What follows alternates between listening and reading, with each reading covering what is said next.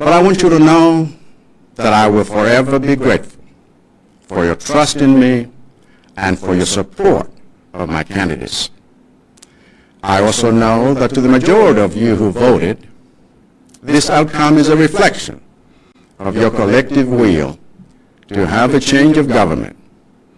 And so it is only right that I concede defeat out of respect for your will, assets, and out of respect for the Constitution. But regardless of whether or not you voted, and regardless of how you voted, if you are a Malawian citizen anywhere in the world, I want to thank you for conducting yourself throughout this election in a peaceful, orderly, and lawful manner. Most importantly, I want to thank the Lord God Almighty and all of you for the incredible privilege you gave me for the past 5 years to serve as your 6th president.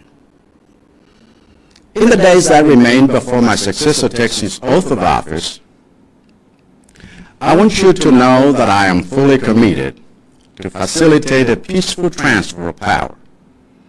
I have already instructed my team to begin preparations to render the incoming administration any support needed to ensure a seamless process that safeguards our nation's peace, order, institutions, public services, and constitutionalism. Additionally, I have issued directives for all my staff to see to it that over the coming days, all state residences are left in good order and in time for the President-elect to move in upon taking his oath of office. Let me also thank the Malawi Electoral Commission for the meticulous and outstanding job it has done to ensure that this entire electoral process is peaceful and transparent. Worthy of special mention and praise in this regard is the MEC Chair, Justice Annabel Mtalimanja, whose cool head and steady hands have ably steered this long and complex process in a manner that is commendable and admirable. But I know that to run an election as well as she has requires an ecosystem of supportive commissioners, electoral staff, and stakeholders. So as President, I want to thank all of you for the role you have played to make these general elections a success and to make Malawi's democracy a shining example for the whole world. Allow me to say one more thing about the Malawi Electoral Commission's work before I conclude. In my understanding, the Commission has two responsibilities. The first is to determine and announce a result which is a credible reflection of the will of the majority of Malawians, a task I believe the Commission has executed with flying colors. But the second responsibility, which is yet to be done, is to identify any electoral irregularities that have happened in the electoral process and ensure that they are addressed fully and transparently, and those responsible for those violations of the law are held to account. So far, various political parties, including my own, have brought to the attention of MEC a number of such irregularities. But crucially, the Commission itself announced that it also identified anomalies in the results of a number of districts, resulting in a decision to quarantine those results until further notice. The anomalies do not necessarily mean that the election result projected Professor Mutharika as the winner is not credible or a reflection of the will of the people. Even in sports, the occurrence of foul play does not mean the final score is not a true reflection of the game. What these irregularities mean is that the Electoral Commission as a referee, has a duty under the law to provide a full and transparent account of their irregularities, a full and transparent account of how they happened, a full and transparent account of how they have been resolved, and a full and transparent account of how those who committed fouls will be held accountable. I was of the view that the Commission needed to do this before announcing the final result. And I even asked the High Court to prevail on MEC to do this before the final announcement. However, it has been decided by the court that MEC should be allowed to address these matters during its final press briefing today. And I have accepted the court's direction. I'm hopeful that MEC will also execute this second responsibility with flying colors, because doing so will ensure that our electoral process and our democracy is stronger as we move forward. Going forward, I call on all of you to render our incoming president the same kind of collective support that you have given in pursuit of our nation's development. So whether you are a political party, a candidate, or a voter, or whether you have emerged on the winning side or on the losing side, my prayer is that you will all remain active in taking our development and democracy forward. And my commitment is to do my part in effort. To the members of my party, I will be giving further direction in the near future about how we will transition from our leadership in the months to come so that we can rebuild our platform for success in the future. But I believe that what matters now is for all of us as Malawians to work together as one nation to make Malawi better, because that's how we will be winners, all of us, in the end. God bless you all, and God bless Malawi.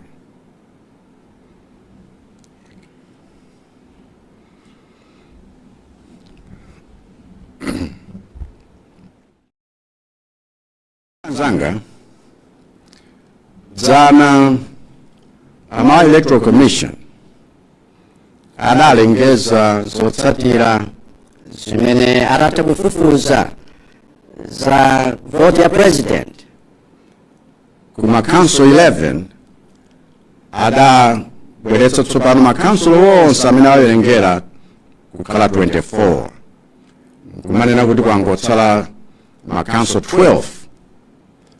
Ndiye kuchokera pa zimene adalengezazo zimachita kuonekeratu kuti amene ndimapikisana nawo His Excellency Professor Arthur Peter Mutharika wa Democratic Progressive Party anali atatsogola kotero kuti sangapezekenso.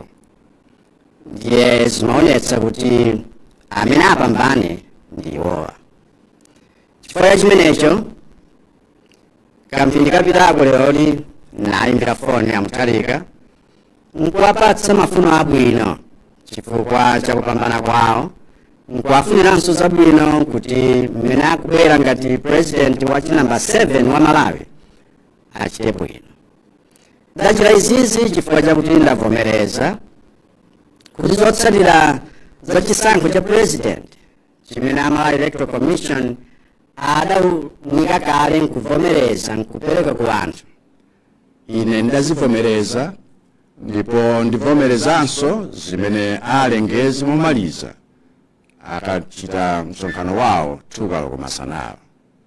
Mudziwa kuti ambiri a inu amene munasapota kampeni yanga yakuti ndikhoza kusankhidwanso nkhani imene iyi yakumvetsani chisoni. Koma ndifuna kuti mudziwe kuti ineyo moyo wanga wonse ndidzakhala wothokoza chifukwa chakundikhulupirira komanso kundipatsa sapoti yanu ngati wokuyimirirani. Ndikudziwa kuti ambiri a inu amene munavota mwaona kuti izi zapereka chithunzithunzi cha mmene mwafunira kuti boma lisinthe. Ndiye ineyo ndili kuvomereza kuti ndalephera chifukwa chopereka ulemu kucholinga chanu ngati Amalawi, nzika za dziko lino, komanso chifukwa chopereka ulemu ku malamulo athu akulu a constitution. Ndiye kaya mnavota kaya simudavote, kaya ndinu Malawi kulikonse pa dziko lapansi lino, ndikufuna ndikuthokozeni chifukwa chakuchita zinthu zonse mwamtendere, mwabata, komanso motsatira malamulo. Koposera pamenepa, ndifuna ndiyamike Yehova Mulungu wamphamvu yonse ndi onse inu amene mwandithandizira ponipatsa mwayi wakuti ndikhoza kukutumikirani mzaka 5 zapitazi ngati president wanu wa nambala 6. Masiku akubwerawa asanalumbiritsidwe president amene atenge malo anga, ndifuna ndikudziwitseni kuti ndadzipereka kuti pakhale kupatsirana bwino kwa ulamuliro. Ndauza kale wonse amene ndimagwira nawo ntchito kuti ayambe kukonzekera zimenezi, kuti tipereke thandizo lililonse, pasaoneke chilichonse chotsamwitsa mmene tili kupereka ulamuliro, chifukwa mtendere wa dziko, bata ndi zonse zimene zilipo ngati za dziko lino, kaya ndi ma services, zonsezo zitsatire kulingana ndi malamulo a dziko lathu. Ndiponso ndapereka ulamuliro kwa onse amene akugwira ntchito kuno ku State House kuti masiku akubwerawa nyumba zonse za boma zikhale bwinobwino, zikonzedwe bwinobwino kukonzekera a president amene abwere akalumbiritsidwa. Munilole ndithokozenso a Malawi Electoral Commission chifukwa cha ntchito yawo yapamwamba imene bachita kuonetsetsa kuti zonse zokhudzana ndi masankho amenewa zachitika mwamtendere komanso poyera. Makamaka ndithokoze AMEC Chair Justice Annabel Ntalimanje chifukwa chakudekha kwawo komanso kuonetsetsa kuti zonse zikuongoleredwa bwino, chifukwa nkhani imeneyi si nkhani yophweka, ndipo ndifuna ndiwathokoze ndi kuwayamikira koposa. Koma mudziwanso kuti kuyendetsa masankho ngati amenewa pamafunikiranso ambiri oti awathandize, monga ma commissioner waja, staff yonse ya masankho, ngakhalenso wonse amene amakhudzidwa. Ndiye ine ngati president ndifuna ndithokoze nonse chifukwa cha gawo lanu kuti masankho a chaka chino akhala masankho opambana, kuonetsa kuti demokrasi Malawi ifuna kuonetsa chitsanzo chabwino ku dziko lonse lapansi. Kwa mundilole kuti nkambeponso mfundo ina pokhudzana ni nkhani ya ntchito ya AMEC ndisanamalize. Mkumvetsa kwanga commission iyi ili ndi maudindo awiri. Udindo woyamba nkuonetsetsa kuti alengeze zotsatira za sankho munjira imene iliyovomerezeka, komanso kuonetsa chifuniro cha wonse amene avota amene nambala yawo yachulukira. Ndiye ndikukhulupirira kuti a commission wagwira ntchito imeneyi koma mwapamwamba. Gawo lachiwiri la udindo wawo nkuti sizinachitike kuti amalizitse, ndiye zija zakuti aone kuti kodi panali zina zotsamwitsa masankhowa kapena chimene chachitika nchiyani pamene masankhowa akhala akuchitika, kuti zimenezo azifotokozere bwinobwino munjiranso yakuti aliyense akhoza kumvetsa bwino ngati wena sadatsatire malamulo pa nkhani ngati zimenezi, kodi amenewo achita nawo chiyani.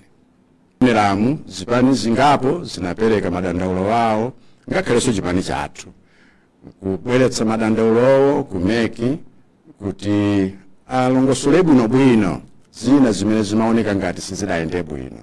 Koma koposera pamenepo Iwo eni ake a commission analengezanso kuti pawokha anapeza zina zimene amaona kuti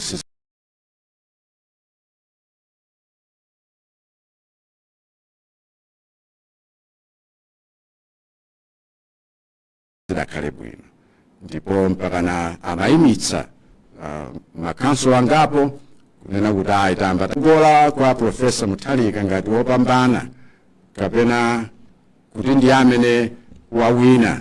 Zisakhale ngati kuti tikunena kuti sizidatero ayi, koma icho ncho chithunzithunzi cha zimene anthu afuna.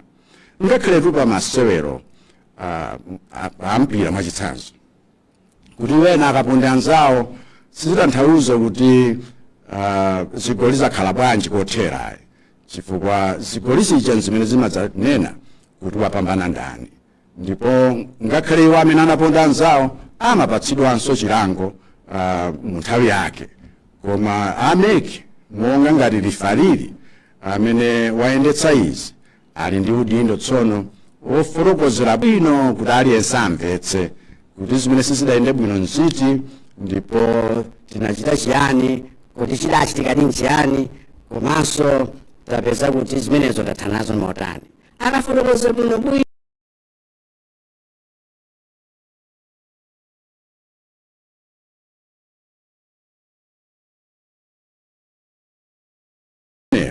ndiye kuti ngakhale wesotsatira malamulo amenewo, ine maganizo anga ngakuti akomishoniwa adafunika afotokoze zimenezo asanapereke zotsatira zomaliza. N'chifukwa chake napita ngakhale wayankha kuti zonsezo zatheka asanalengeze zotsatirazo.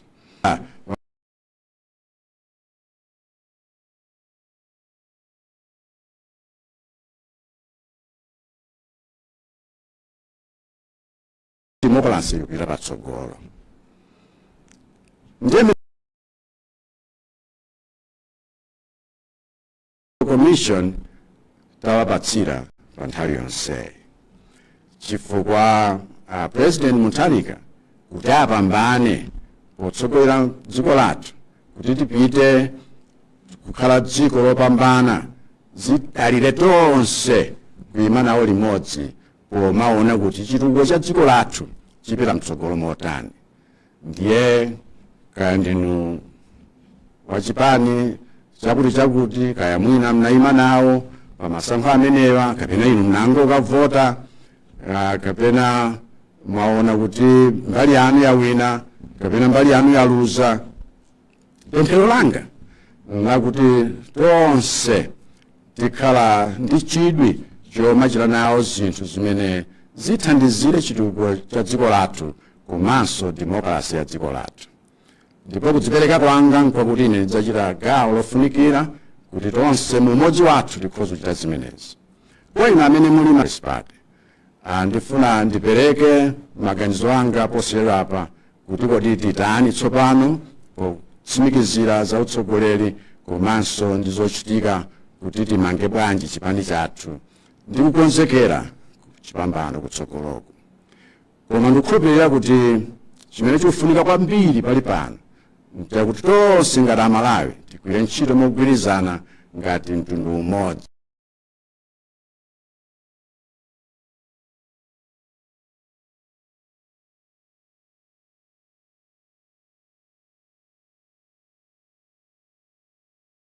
Kuti Malawi akhale wabwino.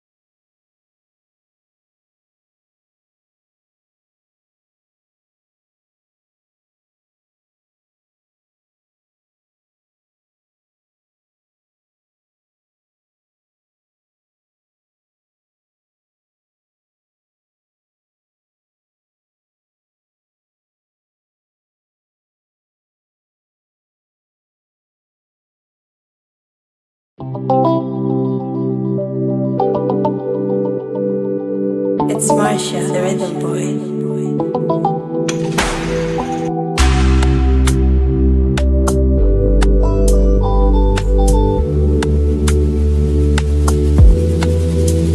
Every conversation is easy for the course.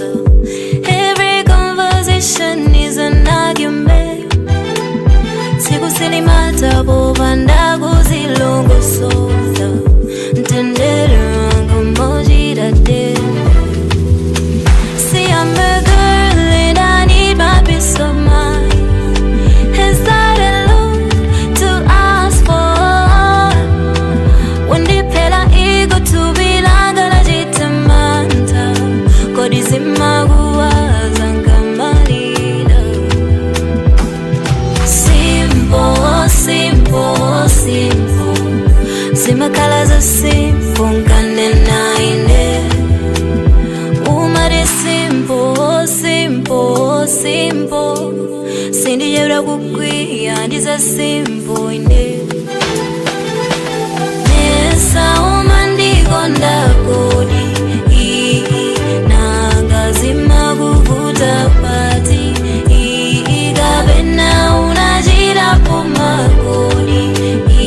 Itendena ndilila zita.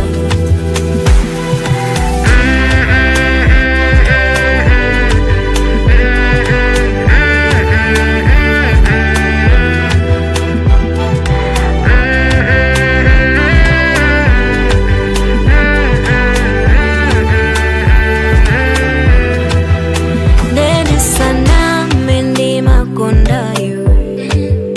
Nantimo anga unasangayo. Ndi umandizunza ndinara kwa chani.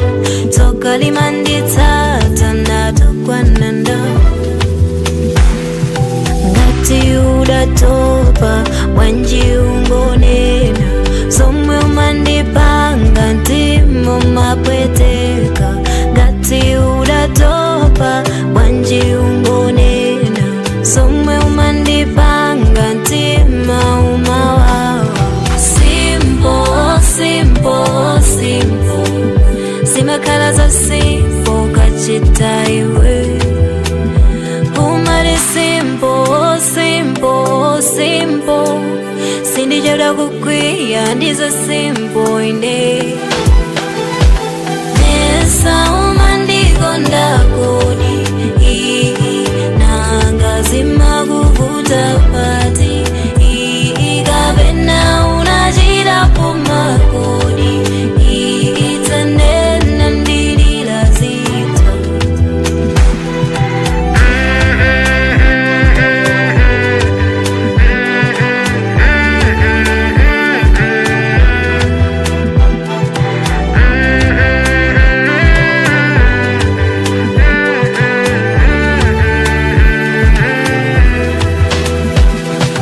Nesa umandikonda kodi. Nangazima kuvuta pati. Gabena unajira pumakodi. Itendena ndilila zita.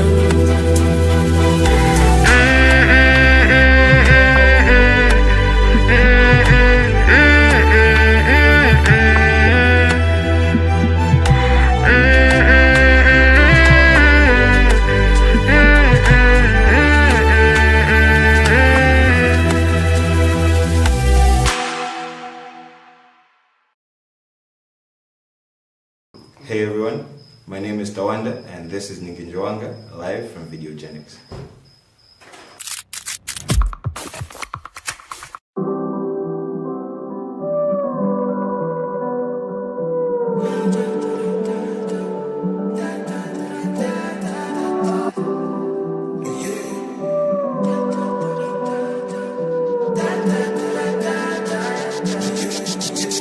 What's life without friends? That's a life full of enemies. You stay repping my team. You deserve every single one of your flowers, please. Now your heart is too big. All the soul that your heart bleed. Don't you run, but you let live. You deserve everything. You deserve everything. I pray you get every win. Iwe ninginjewa Anzanta Jundo sazafe Niwe fana uwasa Amana Jundo sazafe Ngati nkane gubida mama Mwina zaya mbende Kuma iwe ninginjewa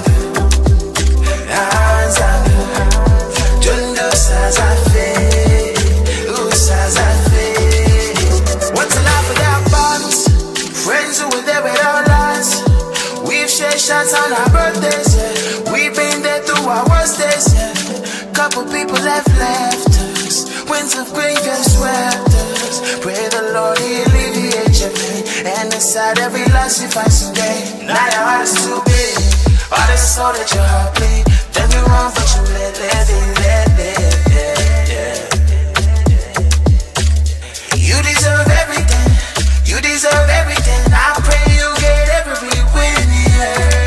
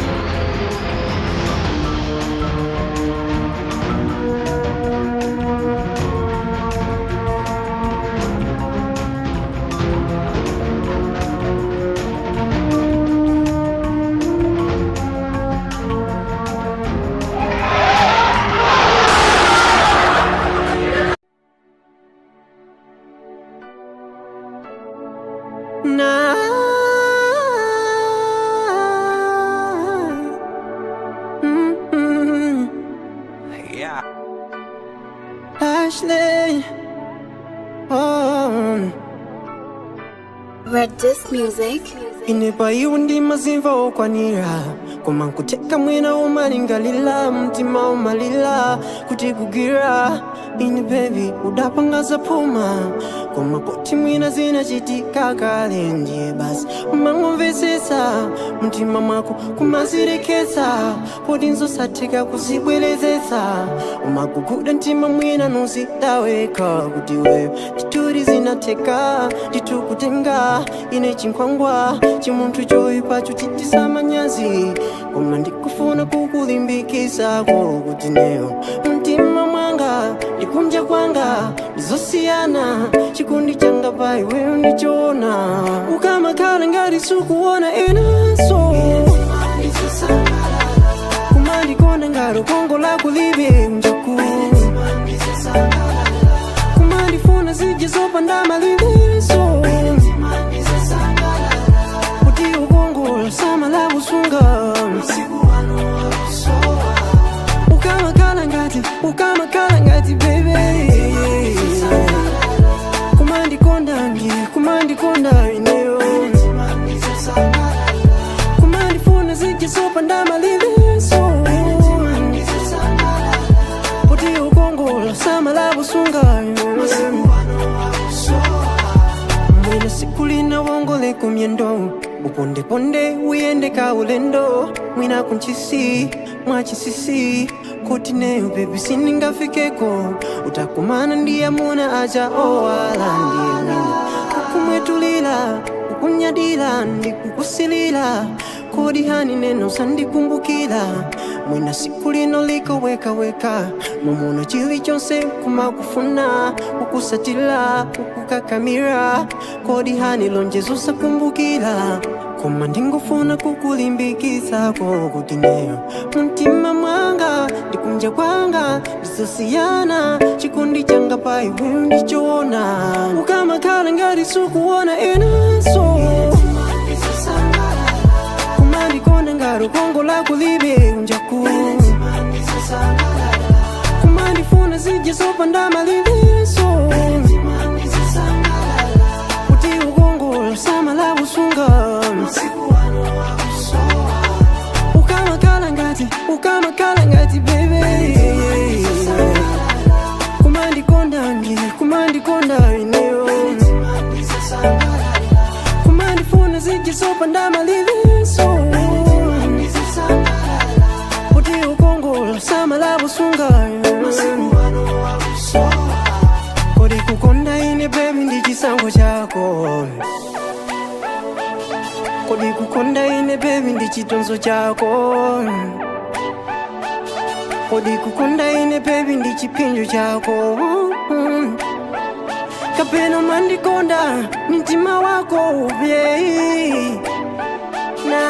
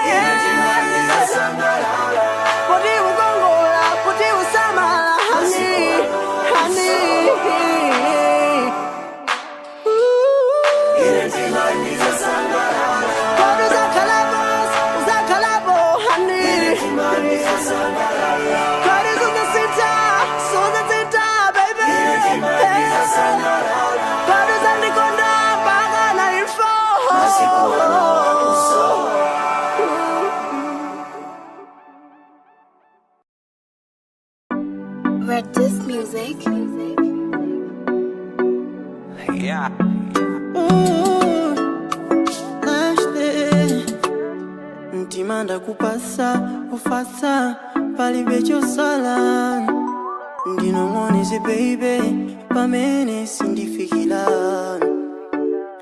moyo wanga wonse chikondi changa chonse thupi langa lonse ndiweyo kulamulira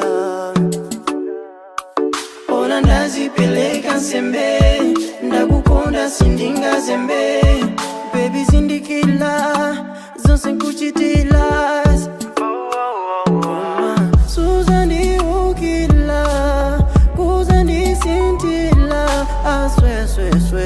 kuzakala mfuna kwako uzanisinthaweka kunibalaliza kunisocheleza mwini wako ukazafuna ndizayamba zina inikulobwelela kunibalaliza mwini wako ukazafuna koma zose ndakupasa zose ndakupasa uzanisinthaweka mwini wako ukazafuna koma zose ndakupasa zose ndakupasa uzanisinthaweka mwini wako ukazafuna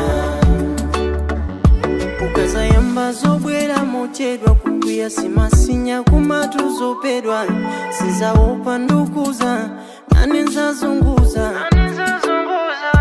ukazayamba mapaswedi mbwembwe pafoni kuchoka lero kumabwera moni ubwino wanga uzausowa ukazayamba zomandizunza chili chonse kumangovuta ichiwatele uzandimba masi koma suzandisintila kuzandivukila aswesweswe kuzakala funa kwako uzanisinthaweka kunibalaliza kunisocheleza mwini wako ukazafuna ndizayamba zina inikulobwelela kunibalaliza mwini wako ukazafuna koma zose ndakupasa zose ndakupasa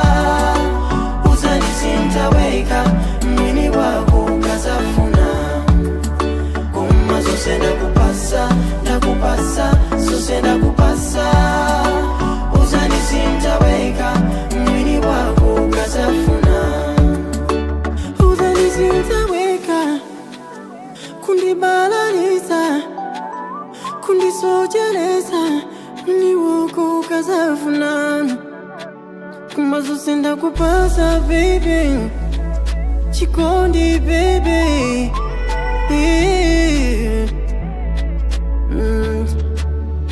koma zose ndakupasa zose ndakupasa uzanisinthaweka mwini wako ukazafuna koma zose ndakupasa zose ndakupasa uzanisinthaweka mwini wako ukazafuna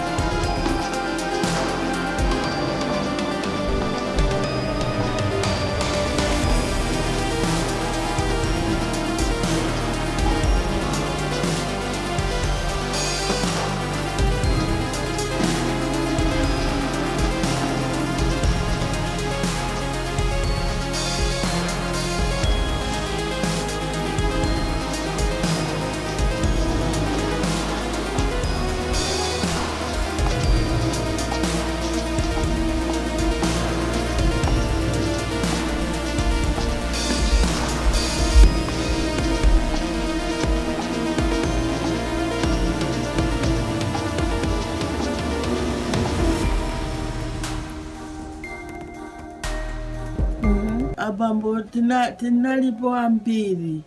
More than 24. Oh my gosh. Oh. From Fukamapiri. Yeah. Because there was a shift. Another kwatira ukunduku. Yeah. Wana mbiri. Yeah. I was first born from Fukamapiri. Of the 20 childhood. Wow. Sonda diablo.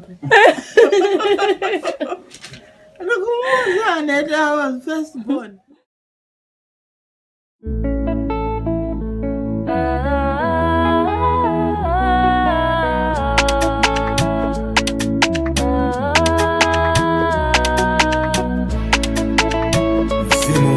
Ya usi shima Mwenganadi Mulela Chalu was a bright light for all to see. Mwenga muntu wakwayanja chiwuta. Mwenga muntu wakutiwa mbali winuwa. Mwenga nadi akulela chalu. Mulela nadi mwantu. Ndiwe achanju mwenga chanju. Usimu chimangu wenganya Mwenga muntu wakwanja Mwenga muntu wakusiba balivi